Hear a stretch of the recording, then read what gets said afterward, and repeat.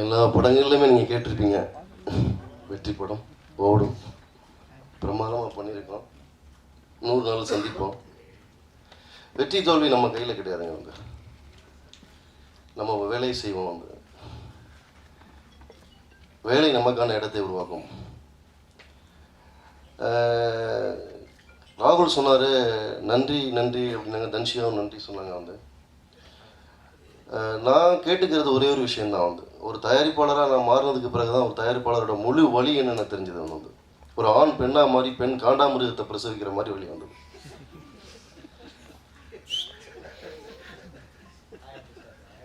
ஆமாம் ஆமாம். ஆனால் பாருங்கள், என் பேர் முன்னாடி வரணும், என் பேர் பின்னாடி வரணும், என் பேர் போஸ்டரில் வரணும், என் மூஞ்சி பெருசாக வரணுங்கிறவங்கெல்லாம் ப்ரமோஷன் வர மாட்டேங்கிறாங்க. வந்து ஒரு தயாரிப்பாளர் வந்து எங்கள் ஊரில் சொல்லுவாங்க, பீச்சட்டி தூக்கி தலையை சுமக்கிற மாதிரிம்பாங்க. வந்து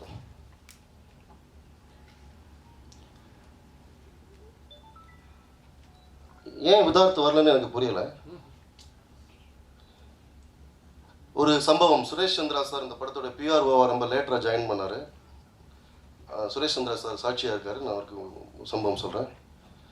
ஒரு நாள் விதார்த்து வந்து என்னை கூப்பிட்டு வந்தார், சுரேஷ் சந்திரா கூப்பிட்டு வந்தார். அஜித் சார் வந்து உங்கள்கிட்ட பேச சொன்னார். நான் அஜித் சார் நம்மகிட்ட பேச சொன்னார். வீரம் படம்ல வந்து நான் ஒரு சின்ன ரோல் பண்ணணும், அதுக்கு வந்து உங்கள் டேட்டு வந்து இருந்ததுன்னா கிளாஷ் ஆகும். சரி, அஜித் சாரே அனுப்புனார். எப்படி அஜித் சார் சொன்னார். சரி, அஜித் சார் மேலே நான் பெரிய நம்பிக்கை வச்சுருக்கேன். இந்த படம் ஆரம்பிக்கும் போதே ஆல் ஆர்டிஸ்ட் காம்பினேஷன்னா பார்த்தீங்கன்னா ஒரு 16 பேர் நடிச்சிருக்காங்க. இந்த 16 பேரையும் ஒன்று சேர்க்குறதுங்கிறது பார்த்தீங்கன்னா ஒரு நாள் மிஸ் ஆனால் கூட போதும். ஒரு நைட்டுங்கிறதுனால கண்டினியூட்டி பிரச்சனை வேறு. இதில் வேறு கண்டினியூட்டி மிஸ் ஆகிடக்கூடாது. அப்போது நாங்கள் என்ன பண்ணுவோம் அப்படின்னா, திரும்ப எல்லோரும் ஒன்று சேர்க்கறதுக்கு திரும்ப 6 மாதம் வெயிட் பண்ணுவோம்.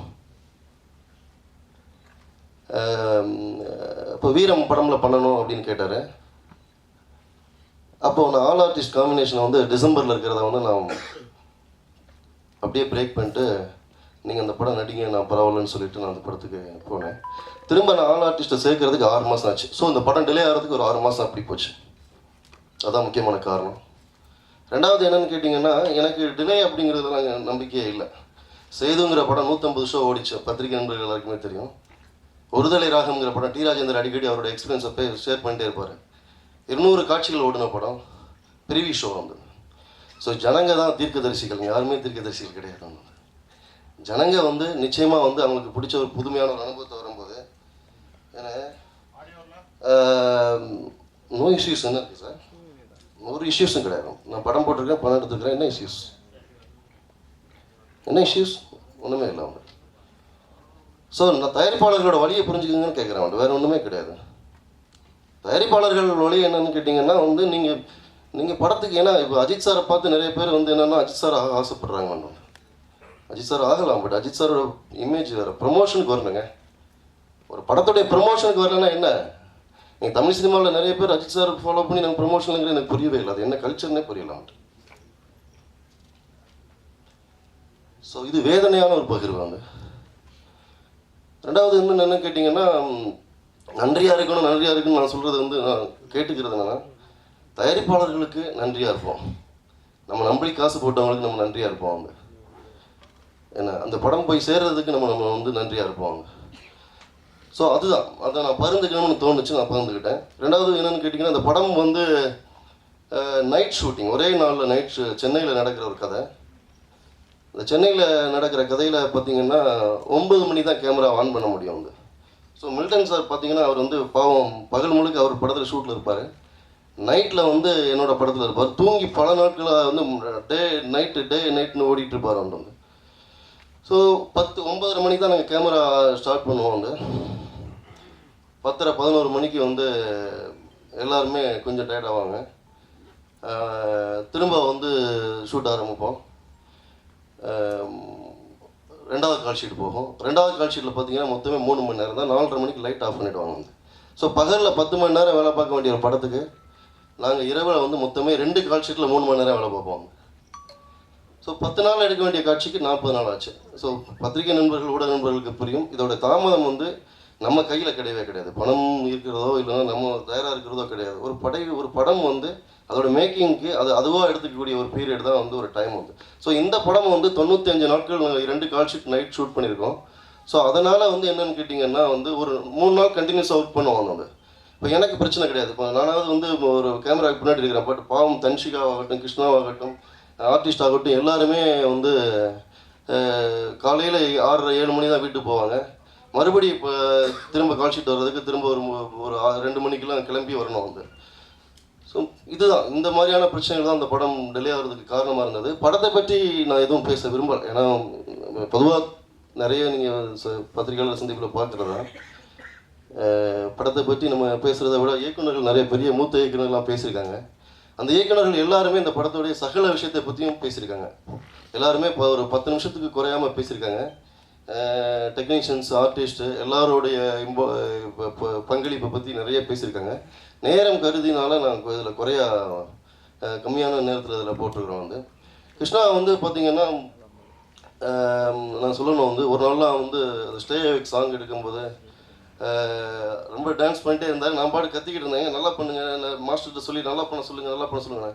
அவர் தள்ளி போய் ஷூவை காட்டுவார். அந்த கால் பார்த்தீங்கன்னா அப்படியே நம்ப மாட்டீங்க, 2 கால் அப்படி பிறந்துருந்தோம். ஸோ வேற ஒரு படத்தில் வந்து ஷூட் பண்ணி அதில் டூப் போட மாட்டார். எனக்கு ரொம்ப ஆச்சரியமாக இருக்கும். மேலே பெரிய லெவல் ஹைட்லேருந்து வந்து குதிக்கிறது கூட, சார் டூப் வேண்டாம் சார், இல்லைங்க நீங்கள் எக்ஸ்பென்ஸுக்காக பார்க்காதீங்க, இல்லை சார் நான் டூப் வச்சா ரியலாக இருக்காது அப்படின்னு சொல்லி ரொம்ப ஒரு முத்துக்குமாருங்கிற கேரக்டரில் பண்ணியிருக்காரு அந்த படத்தில். ஸோ ரொம்ப கிருஷ்ணா நல்ல பெரிய லெவலில் ஒத்துழைப்பு கொடுத்தாரு. தன்ஷிகா அவங்கள சொல்லுவேன். ஏன்னா வந்து நான் ஒரு டைலாக் வச்சுருந்தேன் அந்த படத்தில் வந்து, நீங்கள் மட்டும் சினிமாவுக்கு போனீங்கன்னா சூப்பர் ஸ்டார்லேருந்து எல்லோரும் கூட பெருசாக நடிப்பாங்க, அதோட முகூர்த்தமானு தெரியல. அவங்க இமீடியட்டாக அடுத்த 3 மாதத்துலேயே வந்து கபாலிக்கு கமிட் ஆனாங்க. Milton sir, Saran, Sathyan, Thamayanthi, Praveen sir.